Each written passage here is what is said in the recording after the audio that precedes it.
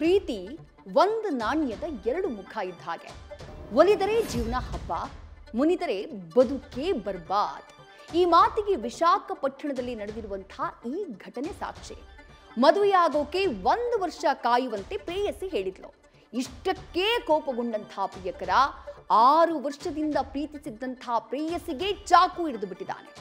ಆಕೆಯ ತಾಯಿಯನ್ನ ರಕ್ತದ ಮಡುವಿನಲ್ಲಿ ಉಸಿರು ಚೆಲ್ಲುವಂತೆ ಮಾಡಿದ್ದಾನೆ. ಒಂದ್ ಕಡೆ ದೀಪಿಕಾ, ಈಕೆ ಪ್ರೇಯಸಿ, ಈ ಕಥೆಯ ನಾಯಕಿ. ಮತ್ತೊಂದ್ ಕಡೆ ಆರೋಪಿ ನವೀನ್, ಈ ದೀಪಿಕಾಳ ಪ್ರಿಯಕರ, ಆತನ ಫೋಟೋ ಗಮನಿಸ್ತಾ ಇದ್ದೇನೆ. ಮತ್ತೊಂದು ಭಾಗದಲ್ಲಿ ನೀವು ನೋಡ್ತಾ ಇರುವಂತಹ ಫೋಟೋ ದೀಪಿಕಾಳ ತಾಯಿ ಲಕ್ಷ್ಮಿಯವರದ್ದು. ಈ ಕೇಸ್ನಲ್ಲಿ ಆಕೆ ಕೊಲೆಯಾಗಿ ಹೋಗಿದ್ದಾರೆ, ಅನ್ಯಾಯವಾಗಿ ಪ್ರಾಣವನ್ನ ಕಳ್ಕೊಂಡ್ಬಿಟ್ಟಿದ್ದಾರೆ. ಕೇಸ್ನ ಡೀಟೇಲ್ಸ್ನ ನೋಡ್ತಾ ಹೋಗೋಣ. 6 ವರ್ಷದಿಂದ ಪ್ರೀತಿಸ್ತಾ ಇದ್ರು ವಿಶಾಖಪಟ್ಟಣದ ನವೀನ್ ಹಾಗೆ ದೀಪಿಕಾ. ಪ್ರೇಯಸಿ ದೀಪಿಕಾ ಮದುವೆಯಾಗುವುದಕ್ಕೆ ಪ್ರಿಯಕರ ನವೀನ್ ಬಯಸಿದ್ದ. ದೀಪಿಕಾಳ ತಂದೆಗೆ ಈ ನವೀನ್ನ ನಡವಳಿಕೆ ಸ್ವಲ್ಪನೂ ಇಷ್ಟ ಇರಲಿಲ್ಲ.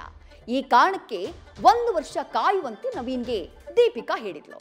ಆದ್ರೆ 1 ವರ್ಷ ಕಾಯೋಕೆ ಹೇಳಿದ್ಲು ಅಂತ ಹೇಳಿ ನವೀನ್ ಎರ್ರಾಬಿರ್ರೆ ಕೋಪಗೊಂಡಿದ್ದ. ನಿನ್ನೆ ಮಧ್ಯಾಹ್ನ 12:30 ಸುಮಾರು ಸೀದಾ ಪ್ರೇಯಸಿ ದೀಪಿಕಾಳ ಮನೆಗೆ ನುಗ್ಗಿದ್ದಾನೆ ಪ್ರಿಯಕರ ನವೀನ್. ಕೋಪಗೊಂಡಿದ್ದಂತಹ ನವೀನ್ ಮನೆಗೆ ನುಗ್ಗಿ ಸೀದಾ ತನ್ನ ಪ್ರೇಯಸಿಗೆ ಚಾಕುವಿನಿಂದ ಇರಿದ್ಬಿಟ್ಟಿದ್ದಾನೆ. ಆ ಸಂದರ್ಭದಲ್ಲಿ ತಾಯಿ ಲಕ್ಷ್ಮಿ ಅಲ್ಲೇ ಇದ್ರು ದೀಪಿಕಾಳನ್ನ ರಕ್ಷಣೆ ಮಾಡೋದಕ್ಕೆ ಓಡ್ಕೊಂಡು ಬರ್ತಾರೆ. ಹಾಗೆ ಅಡ್ಡ ಬಂದಂತಹ ತಾಯಿ ಲಕ್ಷ್ಮಿಗೂ ಕೂಡ ಚಾಕುವಿನಿಂದ ಇರಿದಿದ್ದ ನವೀನ್. ಸ್ಥಳದಲ್ಲೇ 43 ವರ್ಷದ ಲಕ್ಷ್ಮಿ ತೀವ್ರ ರಕ್ತಸ್ರಾವದಿಂದ ಪ್ರಾಣವನ್ನ ಕಳ್ಕೊಂಡ್ಬಿಡ್ತಾರೆ. ದೀಪಿಕಾಳನ್ನ ಆಸ್ಪತ್ರೆಗೆ ದಾಖಲು ಮಾಡಲಾಗುತ್ತೆ. ಇವರಿಬ್ಬರ ಮೇಲೆ ಚಾಕುವಿನಿಂದ ಹಲ್ಲೆ ಮಾಡಿದ ನಂತರ ನವೀನ್ ಅಲ್ಲಿಂದ ಎಸ್ಕೇಪ್ ಆಗಿದ್ದ. ಈ ಬಗ್ಗೆ ಪೊಲೀಸರಿಗೆ ಕರೆ ಮಾಡಿ ನೆರೆಹೊರೆಯವರು ಮಾಹಿತಿಯನ್ನ ನೀಡುತ್ತಾರೆ. ತನಿಖೆಯನ್ನ ಆರಂಭ ಮಾಡಿದಂತಹ ಶ್ರೀಕಾಕುಳಂ ಪೊಲೀಸರು ಶ್ರೀಕಾಕುಳಂ ಬಳಿ ಈ ನವೀನ್ನನ್ನ ಅರೆಸ್ಟ್ ಕೂಡ ಮಾಡಿದ್ದಾರೆ. ಸಿಎಂ ಚಂದ್ರಬಾಬು ನಾಯ್ಡು ಹಾಗೆ ಗೃಹ ಸಚಿವರು ಅಧಿಕಾರಿಗಳ ಜೊತೆ ಈ ಕೇಸ್ಗೆ ಸಂಬಂಧಪಟ್ಟ ಹಾಗೆ ಆಲ್ರೆಡಿ ಚರ್ಚೆಯನ್ನ ಮಾಡಿದ್ದು, ದೀಪಿಕಾಗೆ ಸಾಧ್ಯವಾದಷ್ಟು ಉತ್ತಮ ಚಿಕಿತ್ಸೆಯನ್ನ ನೀಡುವಂತೆ ಸೂಚನೆಯನ್ನ ಕೊಟ್ಟಿದ್ದಾರೆ. ಜೊತೆಗೆ ಆರೋಪಿಯ ವಿರುದ್ಧ ಕಠಿಣ ಕ್ರಮ ಕೈಗೊಳ್ಳಬೇಕು ಅಂತಾನು ಮುಖ್ಯಮಂತ್ರಿ ಸೂಚನೆಯನ್ನ ನೀಡಿದ್ದಾರಂತೆ.